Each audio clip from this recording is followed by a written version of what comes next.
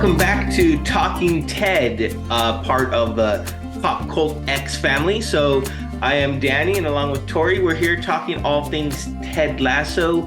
We are on episode 3 today, which is titled 541, which I guess is a soccer formation for those who haven't seen the show yet or aren't as familiar with football, soccer as others are.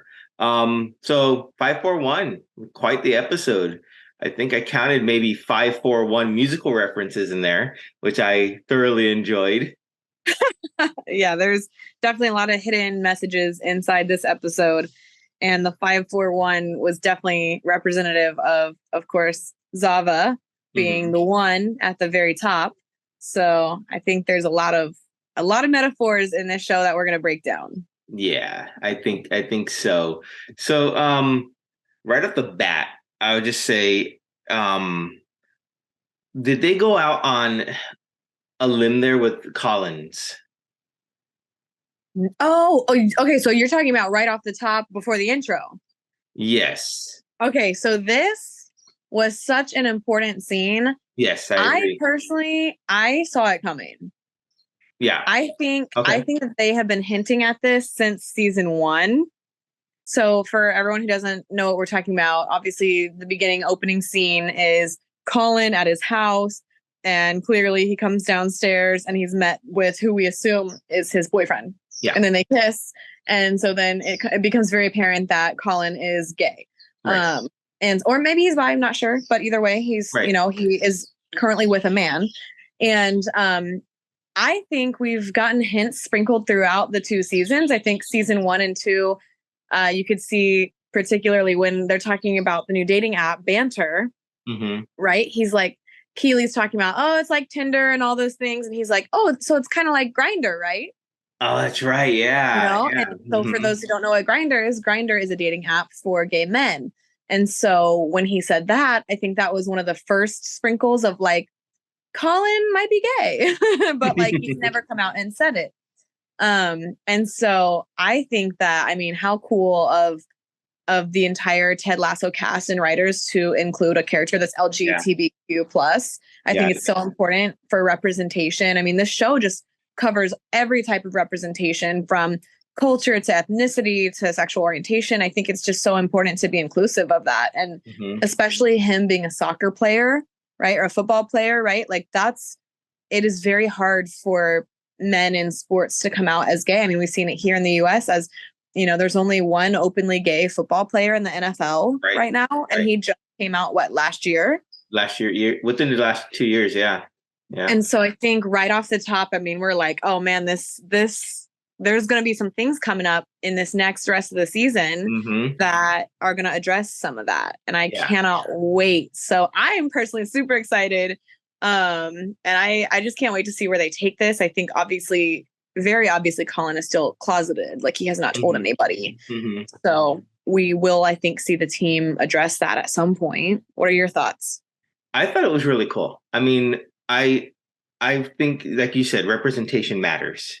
And for them to include Colin in that way, and especially within the locker room climate, as you said, I think it's very important, and it's going to be interesting to see how they address it in future episodes. Especially, we'll get toward the end later on, but especially how the episode ended. I'm really curious to see what path they take with that. Yeah, I think we can talk about it now because we might forget. Okay. So you go ahead and give me your thoughts now because I'm worried if we forget, we might not get to it. So there's a lot to unpack here. So go ahead. What were your thoughts on the ending? Okay, so in the ending, we see Trent Krim strutting out of the restaurant with some cool music, which he always gets the cool strut music. So I think that's awesome. Does. And we see him, and then he's walking down the street, and out of the corner of his eye, he catches something, and then he sees Collins and his boyfriend out there under a street lamp making out. And so it's interesting to see whether or not his old gotcha journalism is going to rear back up, because he has a story right there that's would be breaking and huge, or if his new leaf that he's turned is going to remain and he's just going to, hey, good for them and keep on walking down the street. I'm really curious to see how he's going to do. Oh man, I mean, they always end on such a good cliffhanger, man. The writers and Jason and them are brilliant. I think it's going to be really interesting too.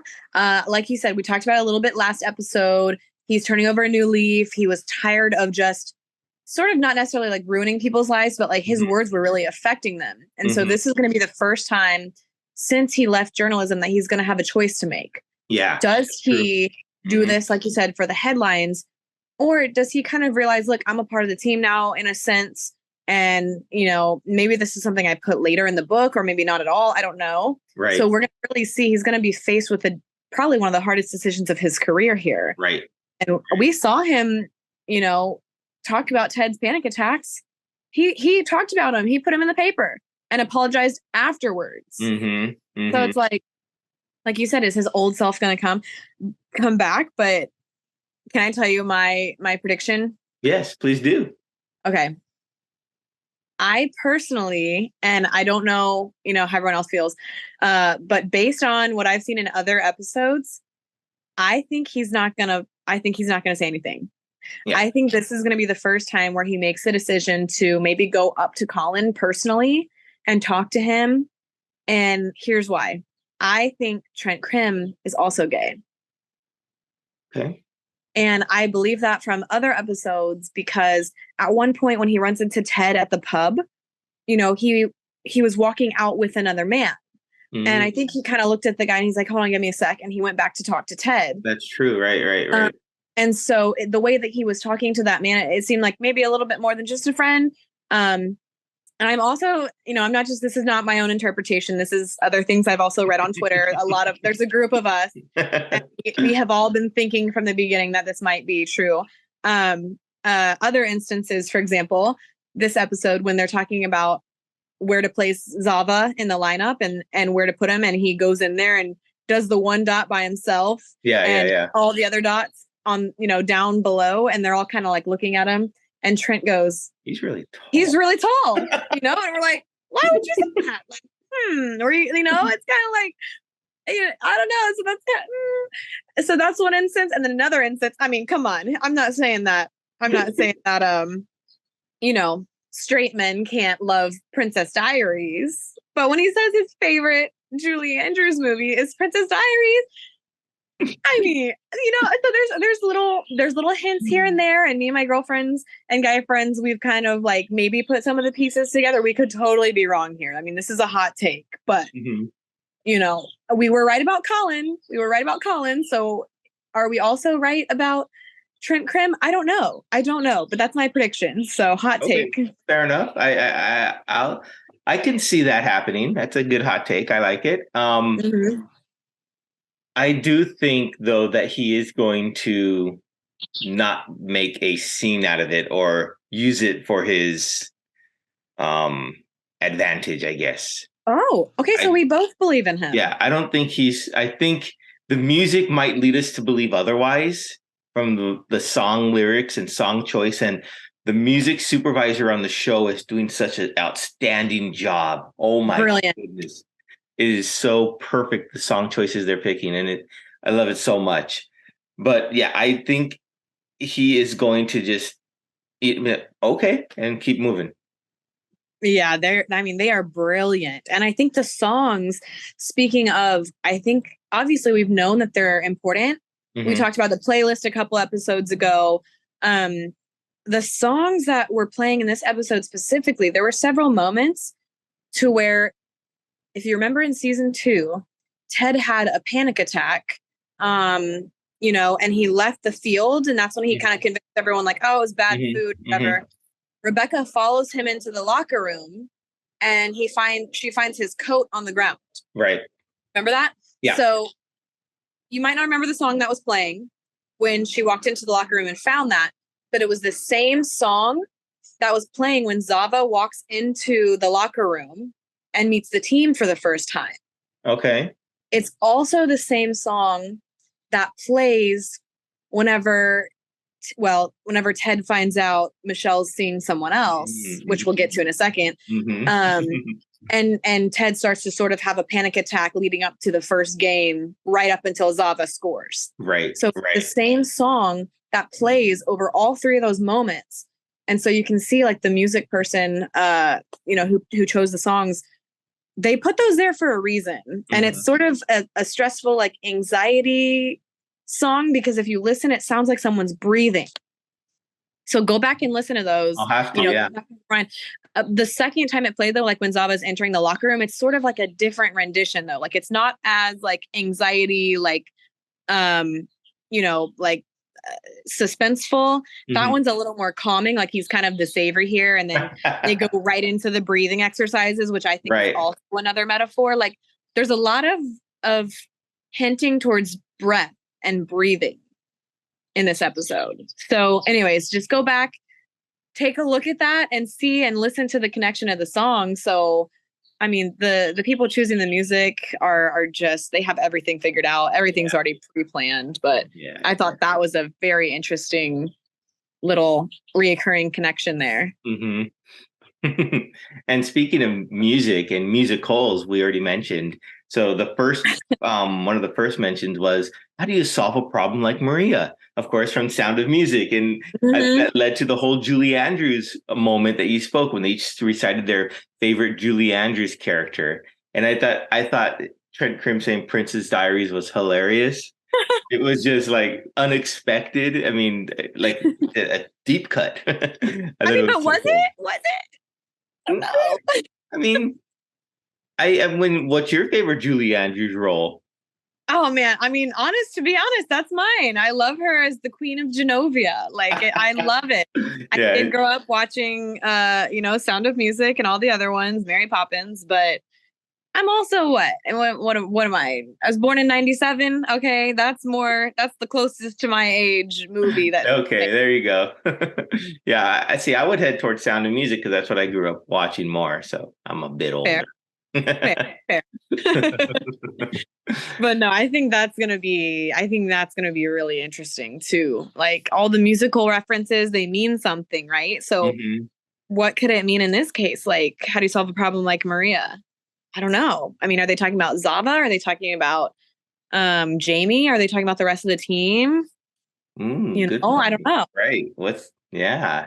I mean, I do like the Zava references to the savior of Richmond in a way. And as Jesus Christ Superstar plays when he's scoring the last goal in their little montage, I thought that was such a brilliant moment. I was like, yeah, because I thought it was so cool. It was so good. And like, if you look at Zava and the clothes that he wears when he enters the locker room too, if you notice, right? It has a sun. There's a sun on his shirt. And I think that can stand for a lot of things. And like you just mentioned, they said, don't downgrade him. He's a god, whatever. Maybe they're like, oh, he's our savior. He's Jesus in a way, sort of, but like he's wearing a shirt with a sun on it. Also indicative that he probably thinks the world revolves around him. Yes. Right? Well, that's obvious. Yeah. I mean, his actions, but I mean, wearing a shirt with the sun on it, dude, come on. And his my favorite thing, he got a corner. He got 4 lockers, like not just one locker, a full locker. And a recliner and a TV. A TV, with the waterfall on it, bro. I'm like, Jamie was so real for calling him out. What are your thoughts on that? I mean, I think people are saying, oh, he's got like a God complex. Jamie's just, pride's getting in the way again. But I personally think it's showing like Jamie has some growth here. Like, I don't think it's a jealousy thing because he's not the best player anymore, which is what a lot of commentators are kind of saying is like, oh, it's the same thing as season 1. Jamie's not the best player or whatever. His head's full of it. But I think Jamie might see something more that other people don't see yet. It could be that, but it also could be, well, my thought is it's not just that he's not the best player anymore like season 1. I think he realizes it this time that he's not the best player. Maybe season 1 he still thought he was, but this time he realizes that, oh crap, I'm no longer the best on the team.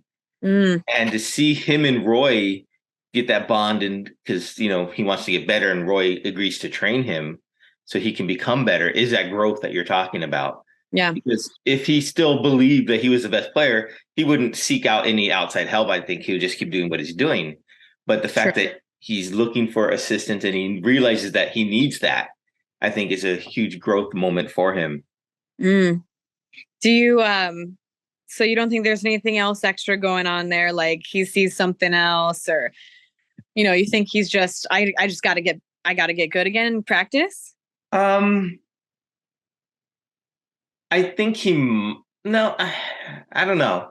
I mean, I think there's something there with Zava. Maybe even if Jamie doesn't believe it. I mean, from episode 2 where he said he's been on like 14 teams in 15 years. So, he's just going to be like a flash in the pan. So it's like one season, right? Yeah, Well, of yeah, course this is the last season, but still it's just right. like, it's going to be a bright star and he's no longer going to be there. So Oh, he's gonna burn out exactly. like a sun or like a star. Yeah. He's Like there for the moment. bro, you're onto something here, I think. And maybe Jamie sees that, maybe he doesn't, but I Mm, think Jamie's arc is that he realizes he's no longer the top dog there. and, interesting. and he wants to regain that, and that's his way of doing it.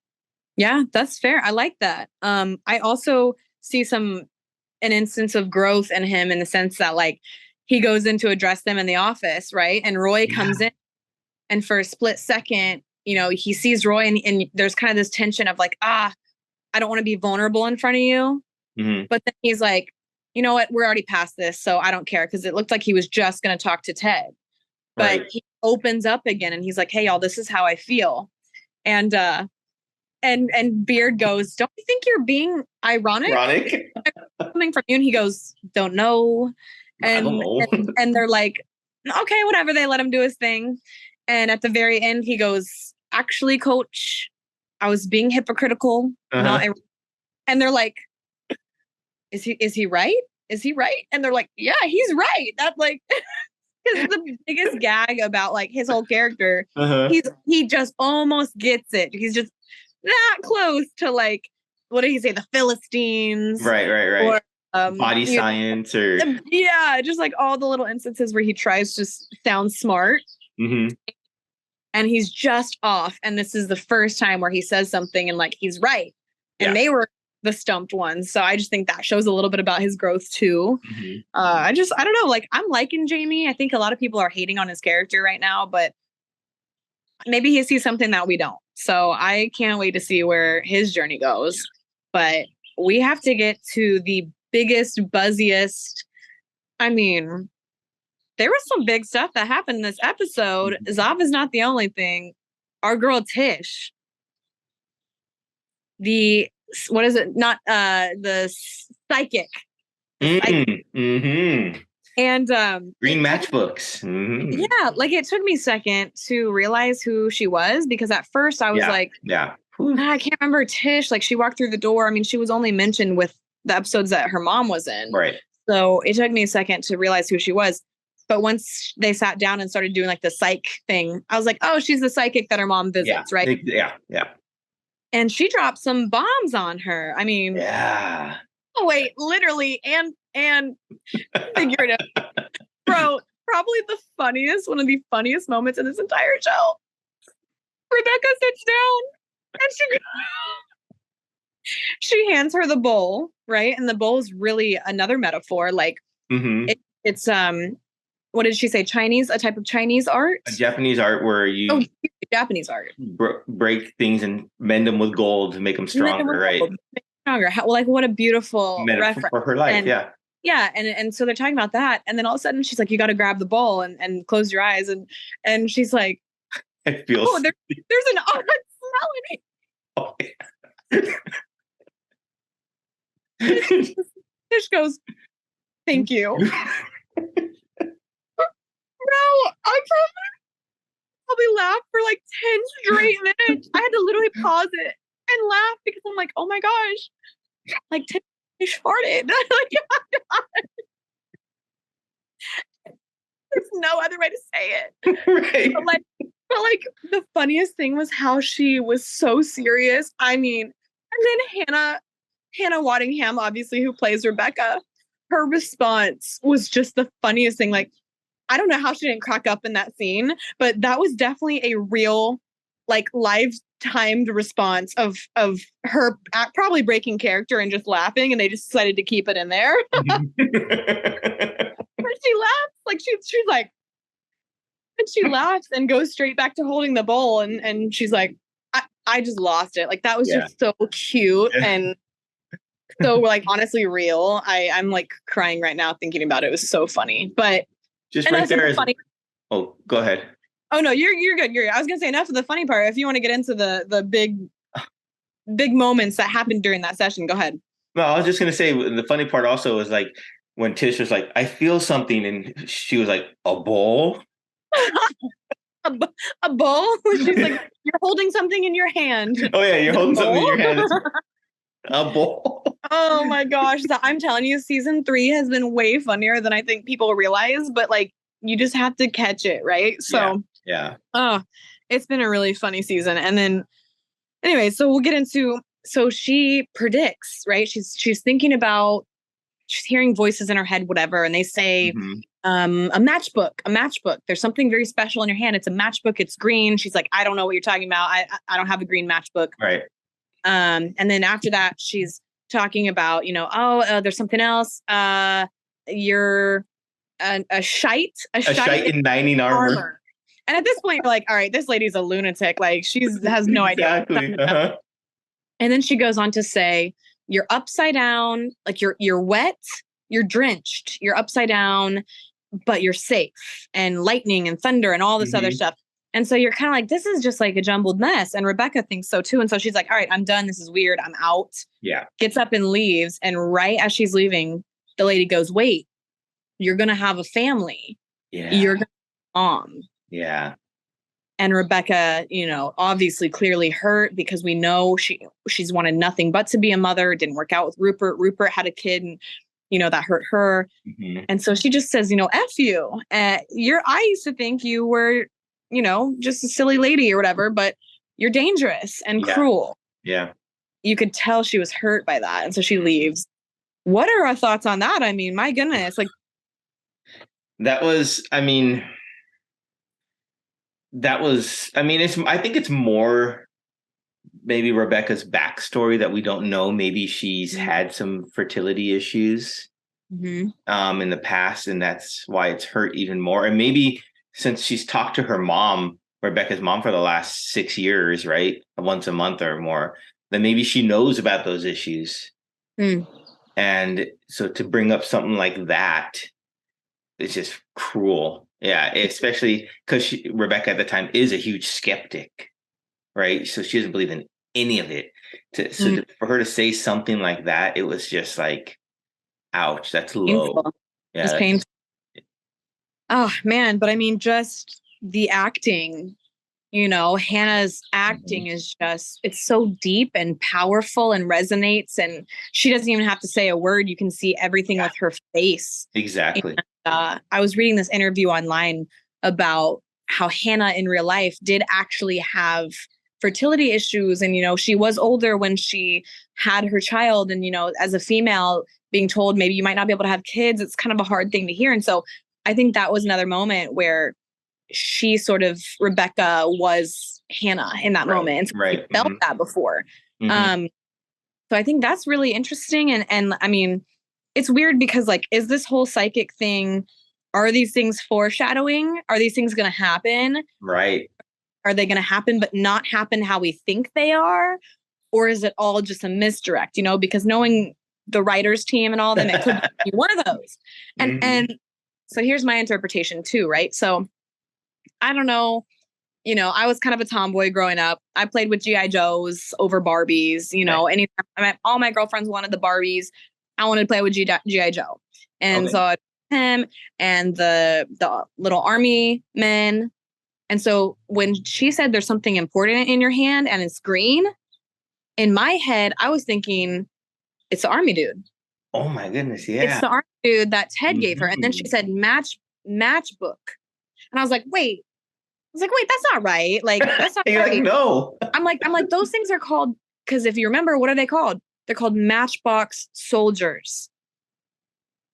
Like the actual toys are called Matchbox Oh, toy wow. soldiers. And Okay. so in my head, I'm like, okay, well, this lady said shite in Knighting armor, so maybe she's just off a little bit, right? Mhm. Could it be one of the Matchbox toy soldiers? I don't know. That's a That good was my call. that was, I mean, I could be totally off, but I'm like, what, a green matchbook? No, it's the army soldier. That's the first thing I thought.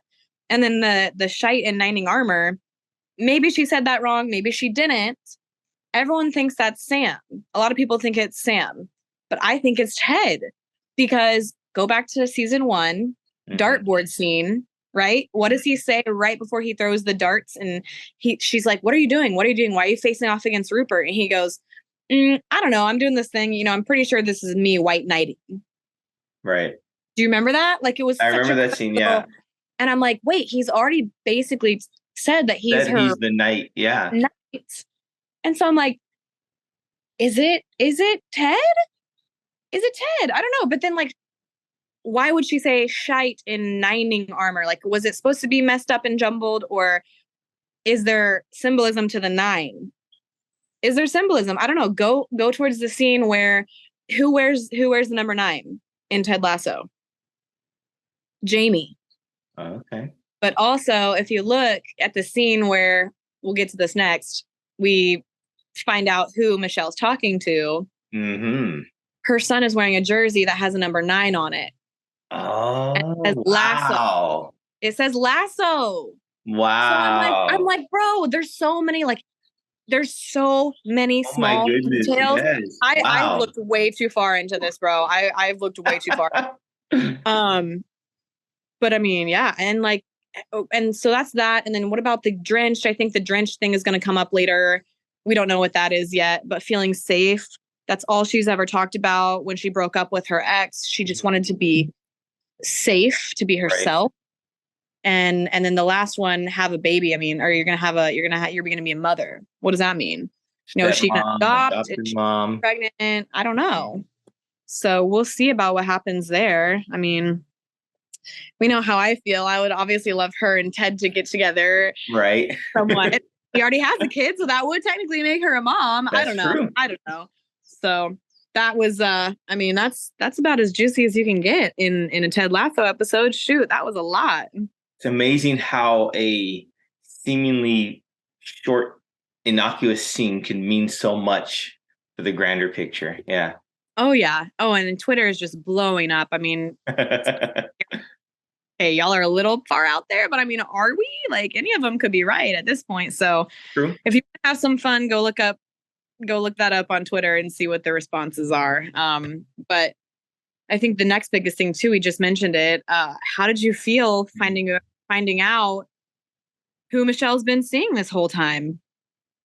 Well, we knew it was a person named Jake, right? Mm-hmm. From Henry, where he said mom's friend Jake. That's where he got his Thanos glove. Love. Um, I thought it was.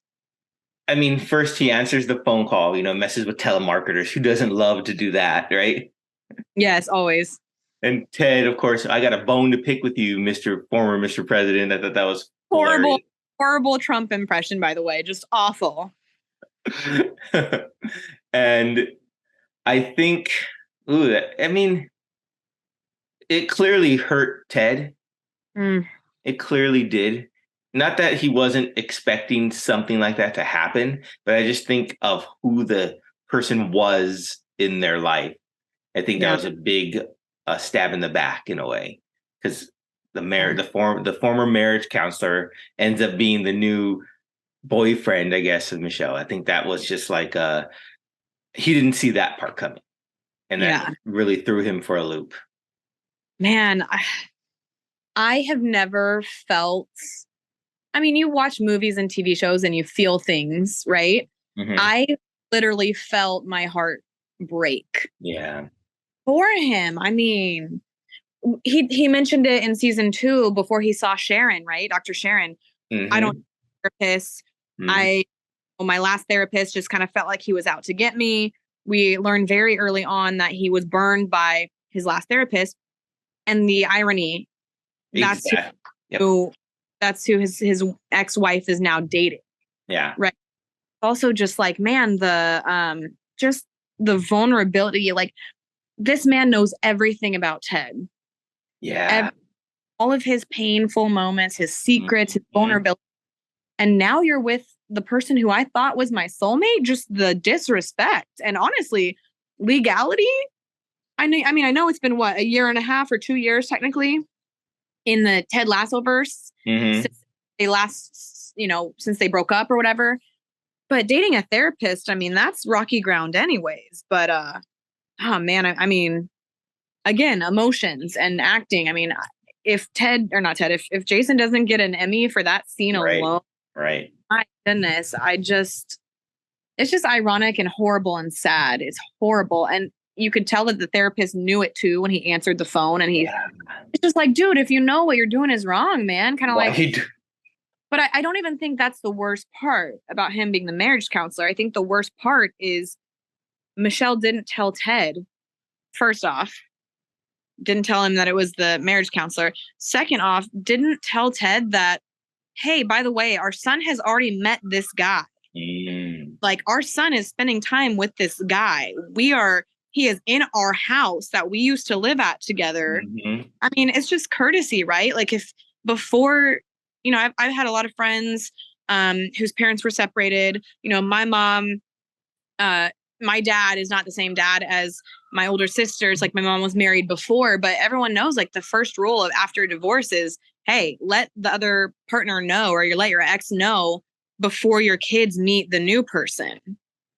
Like it's just courtesy, right? Yeah. Like, hey, Henry's going to meet my new boyfriend and, he's going to meet him in person. So I just think that was probably the biggest burn of all was not just Yeah. who it was, but like she kept it from him. Yeah. Makes you really hate Michelle. Like, to be honest, I didn't like her in the first place, but like, she's not supposed to be the bad guy in this season. I think this is another misdirect. They're wanting us to hate her and maybe miss the real bad guy in front of us. But I just think like it was very inconsiderate. I just couldn't believe that she did that. Yeah, it was quite the shock, I think, and she knew she messed up too. So Yeah. so maybe there's at least that. At least she knows she messed up. Yeah. I mean, and what about it was interesting that right before he called, you could tell. So he had to call the landline because he forgot her phone Right. number. Right. And I think that shows two things. I think it shows like, Ted is trying to move on. He obviously hasn't maybe called her necessarily. Like when you're married to someone, you know their phone number by heart, right? Mhm. But now they've been divorced for about 2 years. And it seems like that shows there's a little bit of healing there, I True. think. True. Like he's not relying on it so much. But I think it also it shows his state of mind. Like maybe he's kind of in shambles a little bit right now. And him for sure suppressing his panic attack after this can't be a good sign. I mean, it's going to come out at some point, right? Yeah. Yeah. I think it is. Yeah. So we'll see. We'll see what happens with that. But you just can't. We've seen from season 1, you can't hold in a panic attack and everything's going to be okay. That builds up. And so when is Ted going to explode? I hope that he explodes at some point and Rebecca's there to help. Because it's been a lot of him, I think that would be a full circle moment from season 1. But I'm just glad that he at least has Sharon to talk to. Yeah, And we that was cool. FaceTime afterwards, like, hey, this is what's happening. And so at least he has help this time. Yeah. Let's see. There are a few other moments in this episode that I really enjoyed, especially like the pop culture references. So we see Ted playing Wordle, which I thought was funny. And the word that Beard gave him was ethics. Yes. When he's like, hey, what's the word of the day? He's like, ethic. He's like, that's just mean. So clearly trolling Ted when it wasn't the word. Right. I love that too. I feel like Beard is always he's so fast with his quips, Yeah. He's just clever. Yeah. And then, of course, Ted walks into the locker room to talk about Zava, and he says it's Hugh Jackman's one of Hugh Jackman role and a resort location, and then of Oh course yeah. Sam says Jean Valjean and the Catskills. I thought that was hilarious.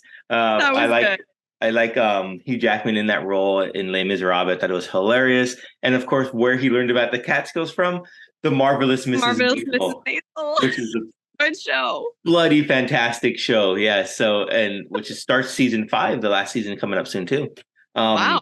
Oh, so it's I thought that was awesome that it did it. Of course, they were talking about Wolverine and Hampton. So Wolverhampton. yeah, so that was really fun. Another moment that I thought was really cool. It was really small, but I thought it was interesting. Is that when they're all going in before the first game to do the Go Richmond pre-game whatever, and Zava's in the corner meditating. And then Jamie does a loud whistle to get his attention, but he doesn't know him. Then you see the captain whistle like a little bird, and that wakes him out of his trance. I thought that was hilarious. That was so funny. That was Isaac. I think there's gonna be something with him and body language, and there's gonna be something more there with him this season too. So I can't wait to see what that is. But I mean, that the locker room scenes this season are just like A1. They're so good. And like when Zava has them breathing and it just goes on forever, like I was literally snorting, laughing so hard.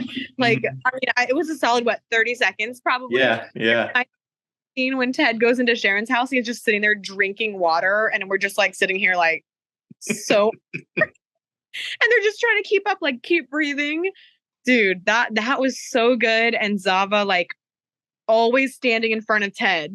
I love when Ted's over here, like steps over here, steps over there. Like he just can't help but get stuck behind Zava, and you're just like, so funny. That I mean, Jason and them are. It's hilarious. It's such a good season. I'm so excited for. And the final thing that I've noticed is that we see Danny Rojas is like Zava's number one fan. It was from what he said to the very end when you see them both coming into the locker room at the end, and he's mimicking his movements like a little brother type of thing. And I thought that was so cool because you could clearly see he's a big fan and he gets to play with his idol. So I thought that was really cool. Oh my gosh, yeah. That when he was talking about he had a poster of Zava, he made love to Zava's boots. Zava boots, and he was like, nope. And they're like, oh, okay. But I think we also had a moment there where Colin, they were like, who was it? The guy from France. He's like, oh yeah, like I love Zava. He's so sexy, all the stuff like that. And Isaac goes, oh, that's kind of gay, bruv. Yeah. And I was like, oh, Colin's kind of standing right there, and you could see him wince a little bit. And so I think something like that we talked about it earlier is gonna be addressed. Yeah. You can't just say that stuff, and I think the team will rally and support Colin at some point, whenever that is. Yeah. I think we'll see that happen. And then I think probably the last thing that stuck out to me was when obviously they waited 2 hours for Zava to come. He never shows up. Right. The press conference. Yeah. Just love the conversation of Ted talking, like, oh, do you think we sent him the wrong address? Like, did he end up in Virginia? And you don't like over your head, but like there's a Richmond, Virginia. Right. Richmond's where they're filming. So that was a good little stab. But like just Ted being there for Rebecca, I thought was so cool. He walks her back up to the office and Zava's in there and he's like, why are there biscuit crumbs all over your and apologizing to Keely, calling her a queen, going up to Ted saying, mold me. Yeah. I'm an empty vessel full of gold. Gold, also that's the second time gold was mentioned in that show. So like that's gonna be a theme. But the best part was when he goes up to Higgins and he's like, forehead to forehead. Yeah. You're the glue. He goes, Higgins goes, you're here. And he goes, and you are there. And you are You're the glue. That's gonna mean a lot more than we think it means, I think. Yeah. I mean, what were your thoughts with that? I thought that was such a great moment. I mean, because Higgins is a fan of Zava. He really is. and to share that moment with someone who you're a fan of. I think that was really cool to be, I guess, to be seen by that person, right? And to make you feel like you are the top priority in the room. And I think that's the what they call him, the charismatic unicorn. Yes. And I think Zava and the guy who plays him, I got to look up who the actor is, but he does a great job of making the world revolve around him. So. Yeah, he does a great job. And I mean, just his acting there, his acting on the pitch when he scores the goal right off the top, and his celebrations, that big tattoo of himself on his back that Jamie guy's full of himself, but he's also a really nice guy, so you can't hate him, you know? Right. It'd be really interesting to see where he goes. I don't think he's going to stick around the entire season. I think something's going to either happen to him, or he leaves, or he gets hurt or something. Yeah. But he'll be there for the final game. I think the team's going to have to push through on their own. But I mean, him saying that to Higgins, I'm like, you're the glue. And if you notice the framing, the editing on the show is just so specific. The fact that Ted is there, he always gets caught in these weird moments between two characters. Like in between them. Saw that with Sam and Rebecca. We saw that with him and Keely and Roy. Like at some point, like he just always gets stuck behind people. And the fact that he told Higgins that he was the glue and not Ted, you know, what does that mean? Is he going to be the one to pull the team together in their moment? You know, when things go wrong? Or a lot of people are saying like, well, I mean, if Rebecca leaves, like Higgins should be the team owner. Is he going to be more than just the director of football, you know, relations or operations? Like what could that mean? So we won't know, and we're gonna have to keep watching to see. But there were a lot of things that happened in this episode that we just have to wait and see. Yeah, it was definitely a lot. They packed in a lot in this episode. They really did. I knew our conversation would be a long one today, so so we put some extra time in today. That's fine. And a little off topic here, but I see you're also adorning a San Diego Padres hat and jersey. Today is Thursday. We're recording it, opening day for the 2023 MLB season. And I am super excited for this season. I mean, I usually don't get my hopes up too much because, you know, I've been a lifelong Padres fan, and that's a very bad thing to do. But this year, it's different. It feels different. So we got Zava, you know, Soto. 4 Zavas, yeah. Multiple. I mean, Soto, Machado, freaking Bogarts coming back. Yeah, both they're most tiny. Like I think this is the year, man. I think they're gonna take it away. So will we have a fairy tale ending? I don't know. Will Richmond? I don't know. We just gotta wait and see. Yep. So with that being said, everyone, come back next week for episode 4 and go Padres. Go Pods and go AFC Richmond. Woo! There you go. Bye, everyone. See y'all.